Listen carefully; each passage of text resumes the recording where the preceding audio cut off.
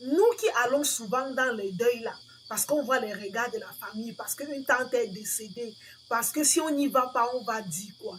Écoutez bien le témoignage de ce jeune frère. C'est un jeune frère qui a tellement vécu l'oppression du célibat. Quand il commençait une relation avec une jeune femme, du jour au lendemain, tout s'arrête. Lorsqu'il est dans une relation qui veut un peu tendre au mariage, il ne sait pas comment la relation s'arrête.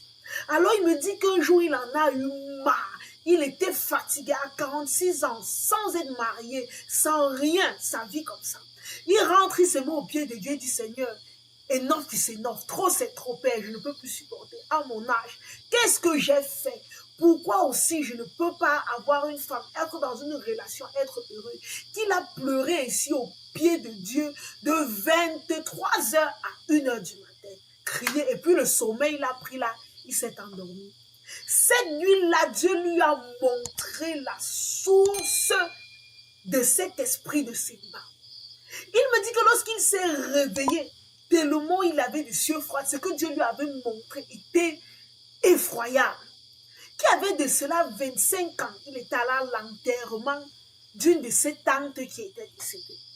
Dieu, dans le songe, a remonté le temps et lui a montré tout ce qui s'était passé il y a de cela 25 ans lors de cet enterrement. Que lors de cet enterrement, sa tante décédée, pas lorsqu'elle était vivante, décédée, avait arraché son acte de mariage et on l'avait enterré avec.